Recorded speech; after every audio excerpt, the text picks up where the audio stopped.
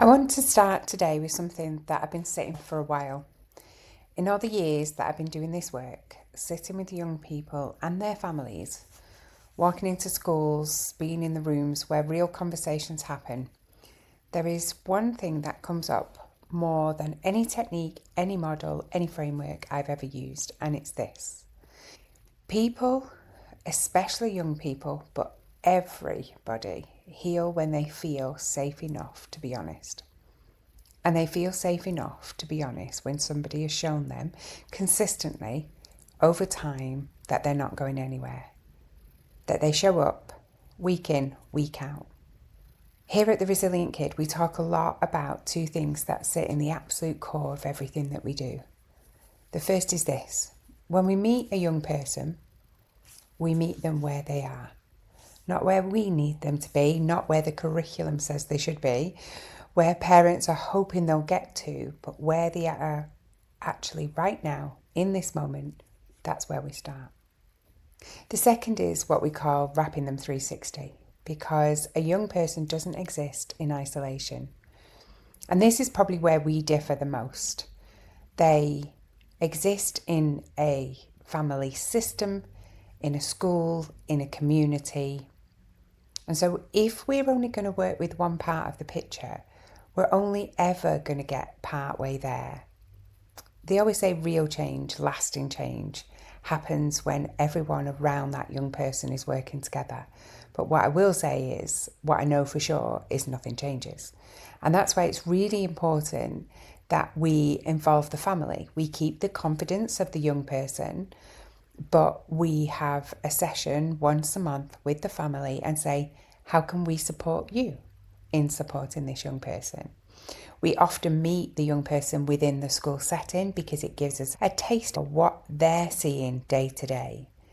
And also it gives us a really privileged, I guess is the word, position to be able to liaise and advocate for that young person with their teachers, with their form tutors, with their heads of year, their Senko, whoever it is that is involved. I always have this saying that I don't care if it's a bus driver.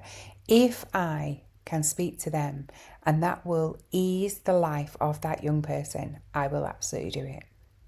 So when the same language is being spoken at home and in the therapy room and in the classroom, when nobody's pulling in a different direction, that is when we get lasting change.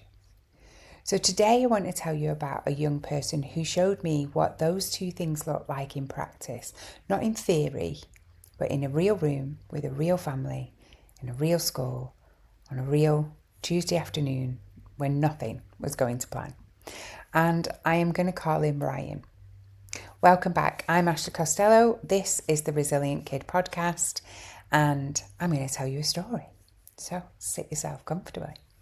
Ryan was about 14 when he first came to us. He didn't come willingly, I'm going to be honest, because I think that matters. His mum had really pushed for him to see us. The school had supported it because they didn't know what else to do. And Ryan had been told rather than asked. Now, this isn't ideal. It's not the way I like to work. However, parents' mum was desperate. And so with that first session, he's hood up, arms folded, the very clear energy of somebody who's already decided this is not going to work for me. And I've sat with that energy hundreds, nay, probably thousands of times, and I understand it completely.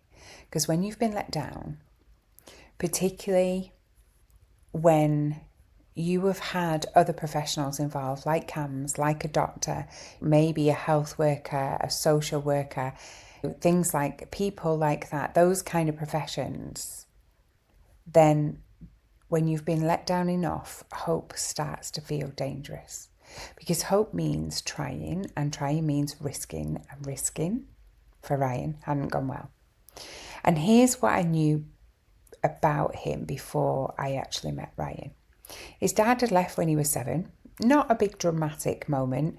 Parents had split and there was just a slow fade. Calls got less frequent, birthdays, the odd birthday got missed, and a gradual just disappearing that in some ways is probably harder than a clean break because there's no single moment to grieve.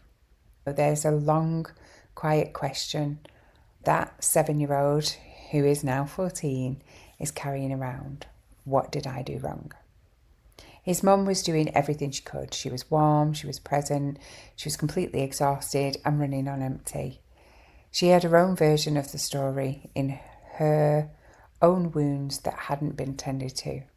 And she was parenting from a place of anxiety she couldn't always hide. When Ryan struggled, she panicked. And when she panicked, Ryan shut down. And when he did, she panicked more. And a cycle neither of them had chosen and neither of them knew how to get out of. At school, his form tutor described Ryan as fine.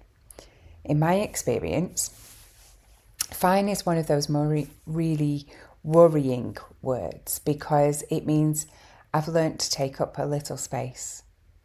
Nobody's worried about me. Fine means invisible. It means I've stopped asking for help because it didn't come. Ryan was far from fine. And so we start where we always start here at The Resilient Kid. We meet him where he's at. Not where his mum needs him to be just now, but not where his school is hoping he's going to get to. Not where the referral form suggests he should be presenting, but actually where he is. And on that first Tuesday, hood up, arms folded, absolutely certain that I am just the next adult in a long line who's going to tell him what's wrong. And probably what's wrong with him. So I don't. I don't look at his file. I don't go through what I know. I don't ask him how he's feeling. Because, side note here, to a young person that has never been given that language for feelings, that's enormous and unanswerable and confirms that you don't really get it. So I ask him, does he want to play a game of cards? I ask him what he had for lunch. He blinks, wasn't expecting that. He tells me, yeah, reluctantly. He tells me about his lunch, the one with the chicken wrap, and I say, good choice. And we deal, and we play cards, and that's where we start. So I'm going to just pause Ryan's story there because I want to give you the science underneath what I've just described. Because meeting somebody where they're at is not just a nice idea. It's clinical evidence as one of the most important things we can do in therapeutic work with young people. So let's start with the therapeutic relationship itself. Research constantly shows that the single biggest factor of positive outcomes in therapy is not the model used, so not CBT, not person-centered, not specific approach. It's the quality of the relationship between the therapist and the client. A landmark meta-analysis by John Norcross, one of the world-leading researchers in psychotherapy outcomes, found that therapeutic alliance accounts for as much as 30% of the variance in therapy outcomes. 30%. And what that means is the relationship itself is the mechanism for change. And for young people, especially, this is amplified because adolescence is a developmental stage defined by the question, can I trust you? A teenager's brain is literally wired to test relationships for safety before opening up. This is not defiance, this is neuroscience. Poet, and I didn't even know it. This is why the chicken wrap question matters, not because lunch is therapeutic, but because it says, I'm not here to fix you, I'm here to get to know you. I'm here to start where you are. Now, the reason that we play cards, it might be double, we might play Find the Lady, lots of things like that, is because it's a real leveler. And what it does is shows I'm here to take an interest in you, and we're both equal in this game. Now let's bring in the 360 piece, because this is where research gets really compelling. Now, I might say this gentleman's name wrong, but Professor Yuri Bronfenbrenner, ecological system theory, tells us that child's development is shaped not just by their immediate relationships, but by the interaction between all the systems around them. So that means when we say systems, we're talking family, school, community, culture. So a child who's struggling is not in a vacuum. They're struggling at the intersection of these systems. and intervening in only one of them is trying to fix a leak by mopping the floor without actually turning the tap off. And this is the whole foundation of we're wrapping 360 at the Resilient Kid, because when we're in the therapy room with Ryan, we are also on the phone to his mum. We're sitting in a meeting with his form tutor. We're talking to the Senko about Ryan's dysregulation and what that might look like from the inside, so that the school can respond to the need underneath rather than the behaviour. Now, Michael Rutter did lots of work on resilience in childhood and found that the most resilient young people were the ones who navigated adversity and came through it. Almost universally, they all had one thing in common: a network of communicating adults that held them together. Not one hero, a network, a wrap around them. And so there's one more piece I want to bring in here because it's central to Ryan's story and to a lot of the work that we do at the Resilient Kid. Dr. Dan Siegel, a clinical professor of psychiatry in UCLA in America, coined the phrase, you have to be seen to feel safe, and you have to feel safe to connect, and you have to connect to heal. Seen, safe, connect, heal. That's the sequence, and you cannot skip any of those steps. Ryan had never been seen, not in the way that counts, not seen without an agenda, without a behaviour plan attached, without someone already having decided who he was before he walked in the room. And part of my job, part of the 360 wrap, was making sure the same quality of seeing was happening in every part of his life. The school wasn't just managing him, that his mum wasn't just surviving, that everyone around him was learning together to see what was underneath. So when we say wrapping the kids 360, what does it look like? I want to give you something practical here. Whether you're a parent, a teacher, or a professional working with young people, these are the principles that sit underneath everything we do at the Resilient Kid. So 1, meet them where they are, not where you need them to be. Before any session, any conversation, any intervention, ask yourself, where is this young person right now, today, in this moment? Not last week, not on paper, right now. Start there. And the chicken wrap is always the right question, or a card game or two. 2, curiosity before conclusion. When a young person's behaviour is challenging, when they shut down, act out, go quiet, go loud, get curious before you get corrective even. What is this behaviour trying to communicate? What is the need underneath it? Behaviour always has a message. They are trying to communicate with us. Our job is to learn that language. 3, make the invisible visible gently. Many young people have never had the words for what they feel inside, and part of the relationship is slowly and carefully giving them that vocab. Not labelling, not diagnosing, but naming the things alongside them. That sounds really overwhelming. So they begin to understand their own internal world, what we call metacognition. 4, get the adults in the room talking to each other. So whether you're a therapist, a coach, working with a young person with appropriate consent, talk to school, talk to their family. Now we keep confidentiality of that young person, but if there is something that we think is going to make a change, then we always ask, what do you think if your mum knew about this? What do you think the school would think or would do if they knew this? And get consent. Consistency of language across the systems is one of the most powerful things you can give a young person. It says, the adults in my life are working together and they've got me. 5, repair is part of the relationship. There is always sessions that might go badly or conversations you've had that have gone wrong. And there'll be weeks when a young person doesn't want to come, doesn't want to finish that conversation, say nothing, or test the relationship by pushing you away. Stay, repair, come back.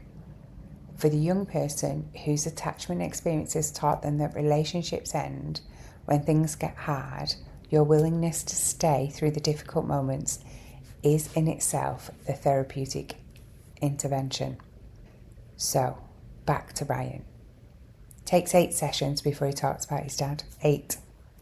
8 weeks of meal deal, rating, football, card games, slowly building up that kind of relationship where something real could be said because he felt safe.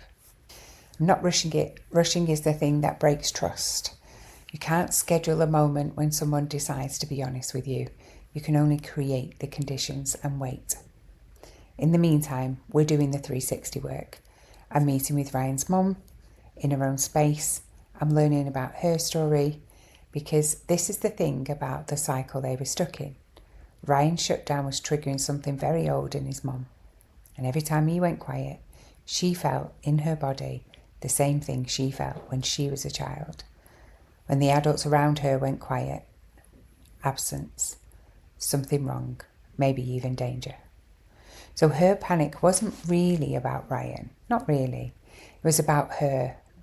And the part of work was helping her to see that, gently, without blame, so that she could start to respond to Ryan's shutdown from a place of curiosity rather than fear. At this time, I'm also going in school. I'm sitting with his farm tutor, his Senko. I'm helping them understand that when he puts his head down in class, he's not being rude, he's not going to sleep, he's dysregulating. He's trying to get his nervous system that's very overwhelmed to calm down. He's doing the only things he knows how to do, disappear. I'm helping them find a different response, not a sanction, not a referral, but a quiet check-in. Need 5 minutes, Ryan? Small, consistent, safe. The 360 wrap is not glamorous work. It's phone calls, it's meetings, it's emails back and forth, sitting, waiting for teachers, and when they get there, they've only got 10 minutes. But it's the work, because Ryan needs to feel that the adults in his world are connected, that they speak the same language. He needs to know somebody is advocating for him. Ryan comes in and he's different. It's session 9. Quieter in a different way. Not defensive, but heavy. Something has happened. His dad made contact out of nowhere. A message through his mum suggesting they meet. Ryan, at 14 years old, 7 years of quietly carrying the question, what did I wrong? Doesn't know what to do. He sits across from me and says very quietly, I don't know if I want to see him, but I also don't know if I don't. I say, that makes complete sense. You're allowed not to know. He looks up. That's a new idea. For him, you can see in his face. You don't have to have all this figured out. You don't have to decide anything today. You just have to be honest about how you feel, where you're at. And if that is confused, then that's okay too. Something shifts in the room, almost like palpable, releasing.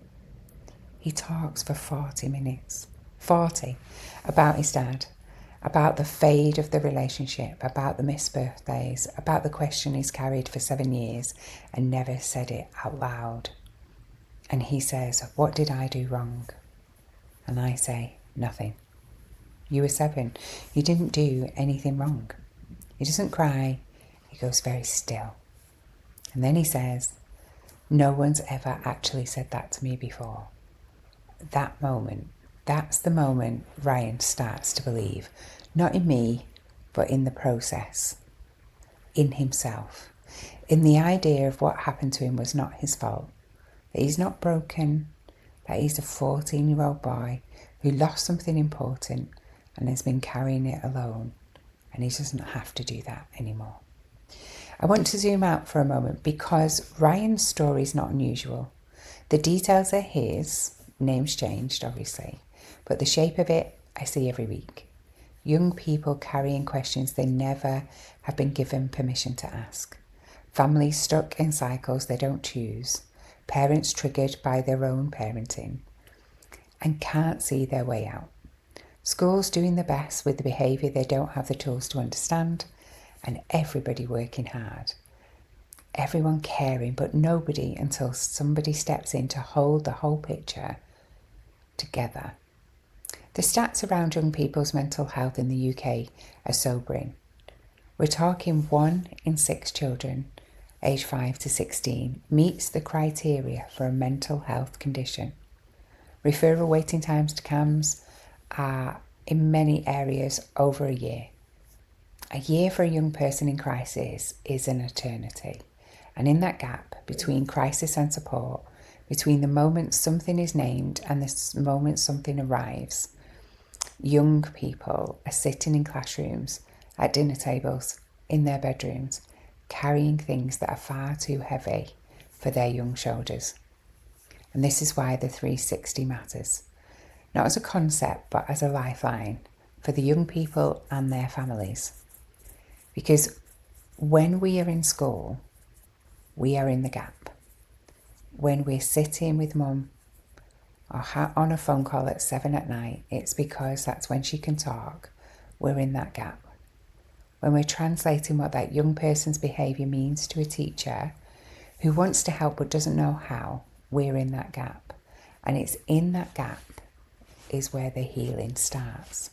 Not in isolation, not in a single hour a week, but in a connected, constant, consistent 360 holding of a young person by every adult who matters in their world. See, safe, connect and heal. You can't do that alone, and neither should you. So, to close, Ryan is doing well. I'm not going to tell you more than that because it's his story. But what I will tell you is the last time I saw him, he was standing taller, taking up a little bit more space.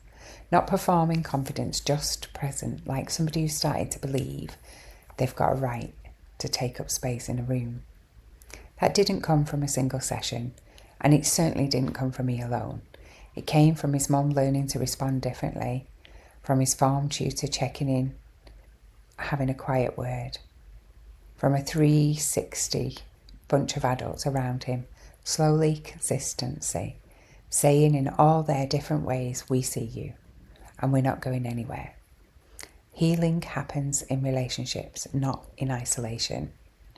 And that's the whole thing. That's the work that we do. So if you're a parent listening to this and you're in that cycle, the panic, the shutdown, the not knowing of how to reach your young person, then hear this. You're not failing. You're human. As a parent, we only have to get it right 30% of the time, and they still turn out okay. But if you need support, you don't have to figure this out alone. If you're a teacher listening and you have a Ryan in your class, a quiet one, the fine one, the one who takes up very little space, trust that instinct that says there's something else there. And know that a simple, consistent, quiet check-in is more powerful than you could know. And if you're a young person somehow listening to this, which, let's be honest, is unlikely, but just in case, I want you to know that the question you've been carrying, whatever it is, not because of something you've done. You were just young and it was too heavy. And you deserve someone to help you carry it. Thank you for being here for this one. If it resonated, if you heard yourself or a child or a young person you work with, please share it. The more we talk about this, the less alone people feel. And feeling less alone, as we've established today, is rather the point. If you'd like to find out more about the work we do at the Resilient Kid or the Resilient Teen and how we work with their families and the schools together, you'll find everything in the show notes and our website. And if you have a Ryan in your life, or if you are one, reach out. You don't have to carry it alone. Until next time, take care of yourselves. Bye for now.